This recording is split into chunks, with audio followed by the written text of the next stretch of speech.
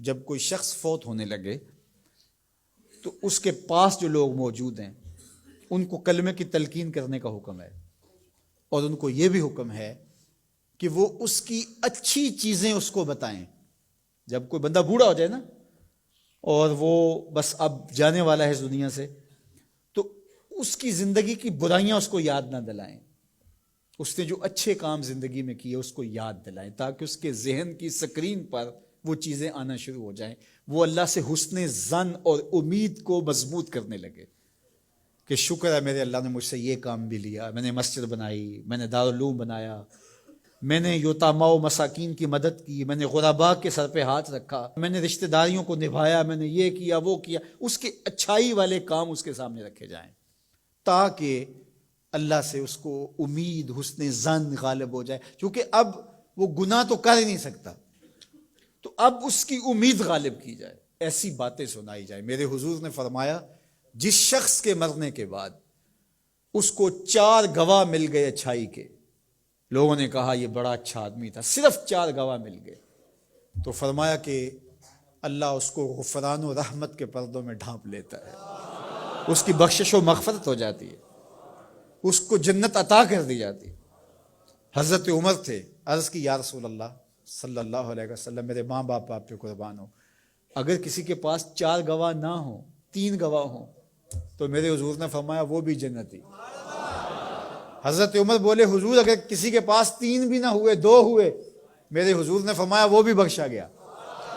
حضرت عمر کہتے ہیں ایک کے بارے میں نے پوچھا نہیں، حضور نے بتایا نہیں، اگر پوچھ لیتے تو شاید حضور بتا دیتے کہ ایک والے کا بھی کام بن گیا۔ تو یار جس کو صرف 2 گواہ مل گئے مرنے کے بعد، لوگوں نے کہا بندہ بڑا نیک تھا، نمازی تھا، ظلم نہیں کرتا تھا، زیادتی نہیں کرتا تھا، صرف 2 گواہ مل گئے، اس کی بخشش۔ لیکن وہاں کچہریوں والے گواہ نہیں چلیں گے، گواہ سچے ہوں گے، اللہ کے ہاں جھوٹے گواہ، وہ چاہے 2 ہی مل گئے، 50 سال 60 سال 70 سال کی زندگی میں 2 گواہ اچھے مل گئے اس کی اچھائی کے، وہ جنتی ہے۔ اللہ اکبر۔ اور کئی ایسے لوگ ہوتے ہیں جن بیچاروں کو گواہ ہی نہیں ملتا، جو کسی وجہ سے گواہی دے بھی رہے ہوتے ہیں، وہ بھی کہتے ہیں چلو ساڈے نال تے چنگا ہی سی۔ اس کا مطلب ہے کہ سب کے ساتھ اس کا رویہ اچھا نہیں تھا، ساڈے نال تے ویسے کدی نہیں سی کی۔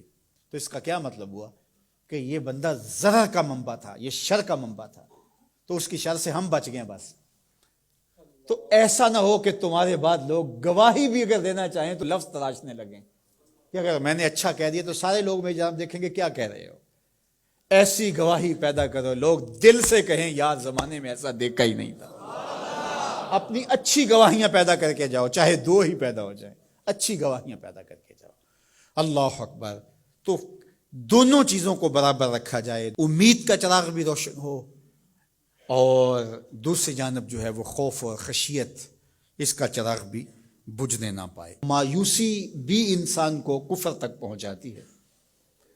جب کسی کو پتا ہو کہ اب رخصت ہی نہیں ہے، معافی نہیں ہے، تو وہ جس نے 99 قتل کیے تھے، جب اسے پتا چلا کہ جہنم میں جاؤں گا ہی، تو اس نے کہا پھر 99 کیا 100 کیا؟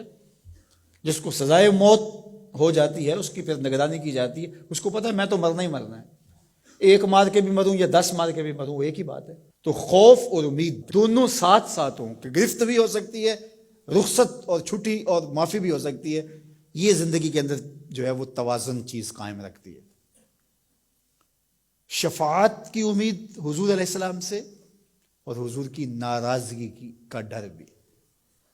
حضور سفارش کریں گے اور گناہ گاروں کی بخشش ہوگی، لیکن دوسری جانب یہ ڈر بھی کہ اگر حضور نے منہ پھیر لیا تو پھر کس در پہ جائیں گے۔